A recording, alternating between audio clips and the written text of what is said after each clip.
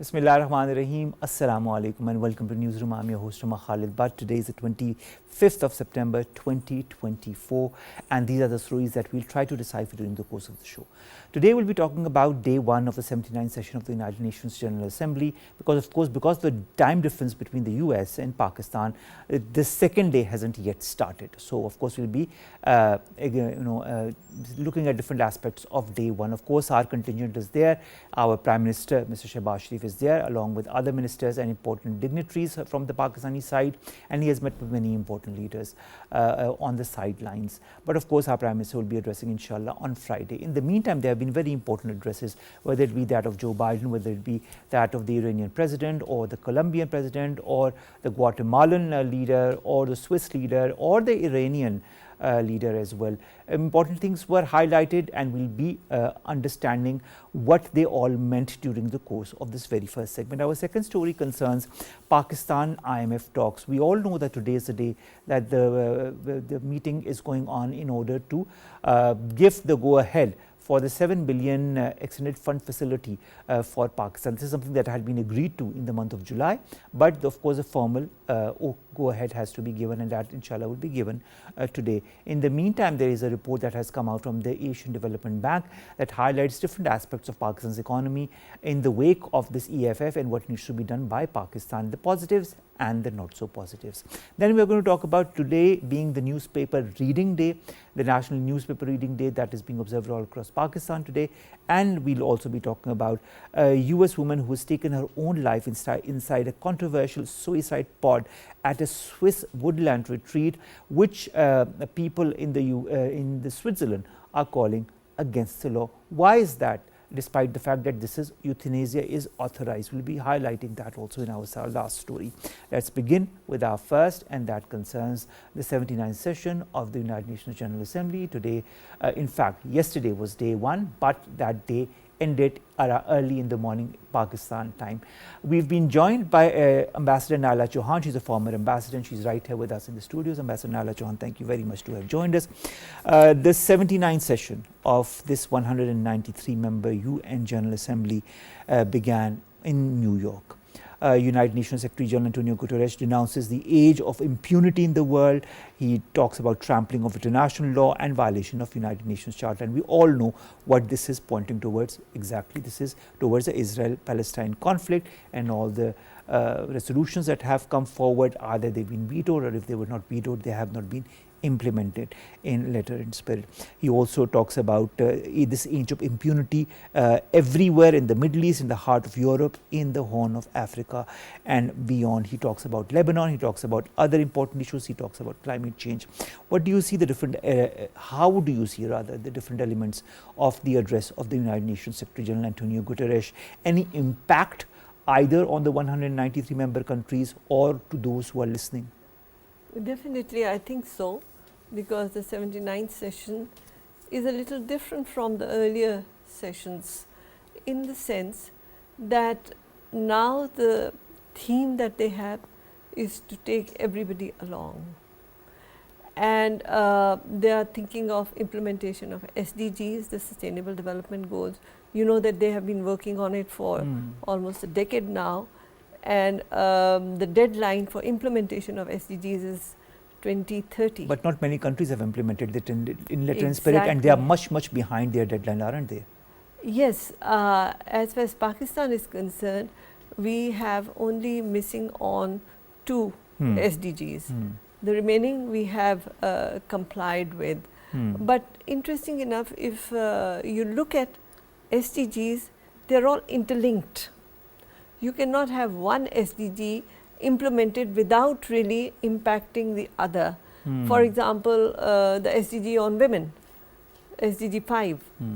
Now, it also would include education, it would also include sanitation, it would include every other SDG to really empower women. So, SDG is one of the main topics of this summit. Then international governance. That is a very important subject. We have been talking about in your program also earlier on, that how effective is UN, why it is not delivering. If you look at the history of UN, then you would see how it was born in 1945 in San Francisco. But the whole essence of the United Nations when it was born or created in 1945 is no longer there, and that is what the question is on many a country's minds, and this is what they are also saying in their remarks. Exactly. So we have to bear in mind how it has evolved. Now, the international system has evolved. 1945, it was post World War II. Europe needed reconstruction. So they created this institution which had financial institutions also like Bretton Woods system, and they had United Nations where the then nations. After 1945, so many countries became independent with different perspective of the world, with different issues that they had domestically, regionally and globally. So UN needed reform. Pakistan was one of the first countries. We started with this movement on United for Consensus, UFC. We also were very active in Coffee Club, that we could talk about these things, but you couldn't bring them onto document. This is the first time they're talking about it on the documents. So that, I think, is a big change. Now, UN reforms, UN, as you said, then it was Cold War. So there were checks and balances between the then Soviet Union and United States. Then in fall of Soviet Union, consequently the Cold War ended. The dynamics that were pushing UN was suddenly diluted. But now if you see the dynamics, Ambassador Naela Chohan, have really changed for the worse. Indeed. Especially in the whole context of what is happening in the Israel-Palestine and now Israel-Lebanon war. Now I'd like to now come a little bit towards that, because almost all of the leaders who talked on day one highlighted Palestine and Lebanon one way or the other, whether it be Joe Biden, who defended Israel's right to the war while calling for de-escalation, and he also hailed his administration's efforts to boost multilateralism, but at the same time also highlighted his 3-point ceasefire agenda that he said is going to be implemented. Well, that is another thing altogether. Jordan, Turkey, Qatar, Colombia, South Africa, the Maldives have been very strong voices when it comes to this Palestine conflict, and they also talked about it in the United Nations General Assembly. Qatar's Amir said that that those still defending Israel's right to self-defense in the war were complicit. South African President Mr. Ramaphosa recalls the end of apartheid and the UN's support to turn the tide against apartheid as well.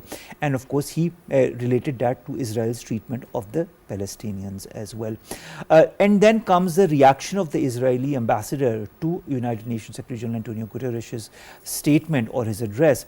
And he says, while referring to raising the topic of Palestine, he calls the General Assembly debate an annual charade of hypocrisy.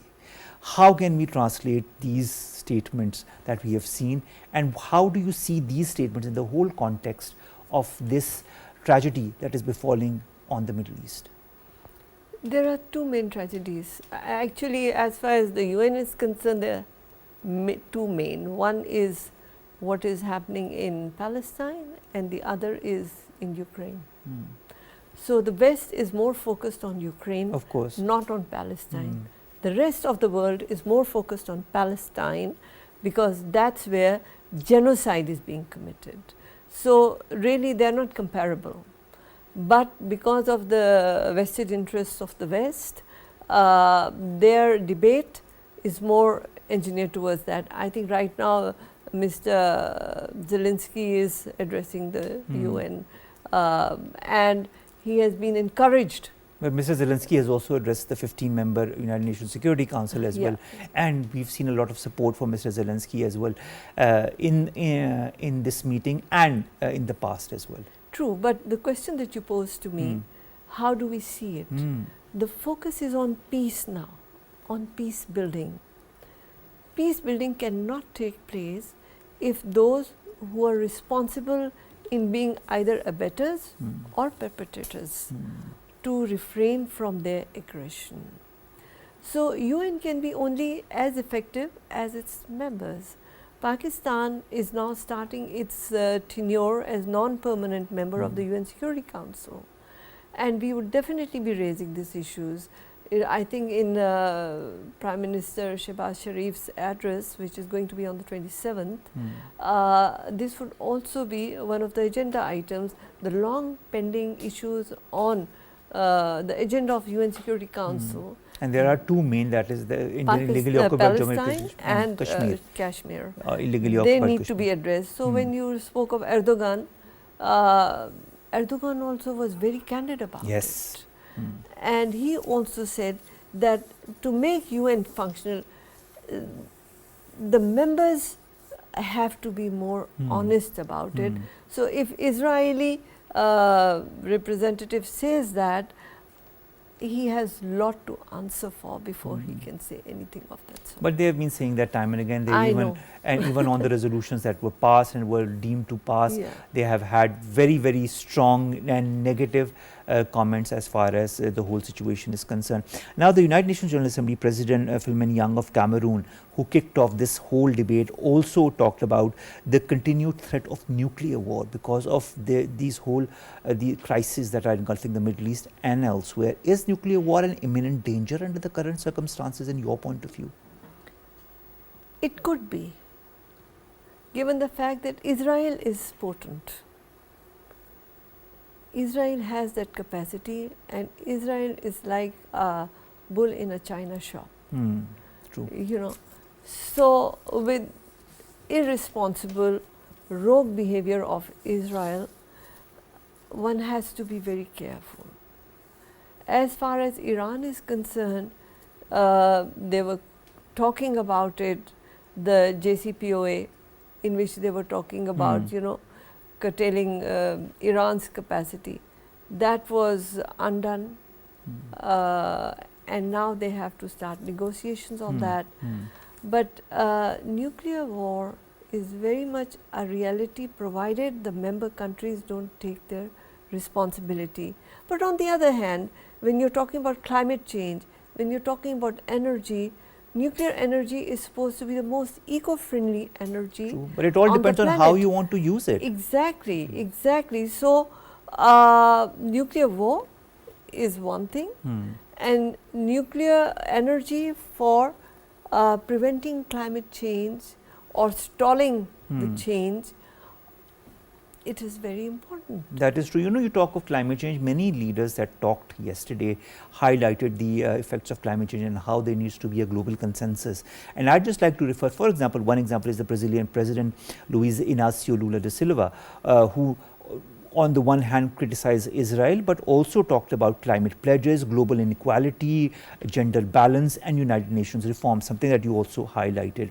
How important are all of these, and what kind of pressure tactics could countries that are genuinely concerned about, say, climate pledges or gender imbalance or global inequality or UN reforms can move or can push for those in this session? Well, UN session really, you review and you talk and you debate. Implementation is another game. All right. And if you recall, when Pakistan had gone to COP, where we had got, you know, funds for climate justice, how many pledges were fulfilled? Not many. And Pakistan was almost left by itself to deal with the calamity that we were confronted with. So, the global north has to take its responsibility. And in UNGA, you can see how the countries are angling their positions, and there's a divide between the global north and global south. And here China's role becomes very important, because China, while being very progressive, very developed, is still the voice of the global south, and how India plays its role. You know, you talk of China, Joe Biden says that the US needs to uphold its principles as they seek to responsibly manage the competition with China so that it does not veer into conflict. Whose responsibility is it? Is it the Chinese responsibility? Is it the US responsibility? Is it the responsibility of the UNGA or the United Nations Security Council? Whose responsibility is it? Obviously the protagonists. And UN is a platform. but action has to be by the member countries. And in this case, if USA applies the policy of strategic ambiguity when it comes to Taiwan, and they are trying to revive Quad, which is basically a security alliance between Japan, Australia, India and USA, and then you are doing trade wars with China, then what are you really saying? That needs to be carefully examined. So, it was very nice to listen to President Biden, but I don't know how much of what he said is being followed by his government. That is why I was asking, are they really responsibly managing this competition with well, China? At least is my question. All right. They realize the responsible management. Let's talk about the Iranian President Masoud Pezeshkian, who addressed the United Nations General Assembly for the very first time after having, taken his oath. Now, he talks about a constructive chapter in his country's international relations. He says Tehran is ready to engage with the West over its nuclear program. He also talks about the atrocities, crimes against humanity, desperate barbarism in its war on the Palestinian territory. I mean, he's referring to Israel, as well as the attacks on Lebanon. But at the same time, he talks about the possibility of resuscitating the JCPOA and on condition that the other parties in that accord meet with their commitments. What are the commitments of the other parties when it comes to the JCPOA, and are those countries ready to work on it? Because Joe Biden's term has come and it's almost at its end. This is what Joe Biden had said when he came to power, that he will revive the JCPOA. His term is ending, the JCPOA is nowhere. Indeed, and if he is replaced by Mr. Trump, then JCPOA has no future at all. And I think it was very mature of the Iranian president to have raised this at this platform. It's kind of flagging the issue. Now it depends on the P5 who were involved in the JCPOA to take their responsibility in the implementation of this agreement, because actually it curtails Iran a lot, but at least it builds the confidence which is required. So that's why JCPOA is important, but it depends on the member countries how they wish to revive it. All right. Also, Mrs. Zabar, now that I'd like to also refer directly to Joe Biden and his address, because everybody was looking at what he's going to say. And of course, he sided with Israel, but at the same time, he also talked about the Palestinians who have been the victims of this war, whether it be in Gaza or in the West Bank. And he also talked about Lebanon, and he said that we need to come to a ceasefire agreement, but of course siding with Israel. Lebanon's foreign minister says he was disappointed in Biden's Middle East remarks at the General Assembly address. He said it was not strong, it was not promising, and would not solve the Lebanese problem. Is that true? Well, this is the perspective of the Lebanese side, but if you objectively observe, United States, if United States support to Israel, to Netanyahu's genocide in Palestine was stopped, I don't think Israel could have continued for very long in its this madness. So there is, that observation that what President Biden said. Is it really the case? Because how could Israel continue with it, continue with a genocide to the level of apartheid if they did not have the American support? All right, last question, we're a bit short of time, and that concerns the power of the veto. Guatemalan President Bernardo Arevalo takes a swipe at this veto power of the United Nations Security Council, because of course we all know only 5 countries, China, France, Russia, United Kingdom and the US have this power, and they can veto any decision that the United Nations has taken. He says, I'm referring to Arevalo, those who carry the veto power use it to avoid decisions taken that are hard hitting against those states which repeatedly violate the Charter of the United Nations. Do you agree? Indeed, indeed, because veto power should have been enabling, but it has really disempowered UN. you could see how many resolutions were passed against Israel and how many were vetoed, so they could not be implemented. True. You know, until and unless now the world is multipolar, and multipolarity is also one of the main subjects in this 79th session. That might change the dynamics, but as it is, I think veto power is undemocratic. But as far as Pakistan's position is concerned, we don't want the new members who have been violating UN Security Council resolutions to have that right in case the enlargement of permanent members of UN Security Council takes place. That is true. Thank you very much, Ambassador Sahiba, Naela Chohan, former ambassador, to have joined us, to have talked to us about day one of the 79th session of the United Nations General Assembly, and to have, of course, come all the way to the studios.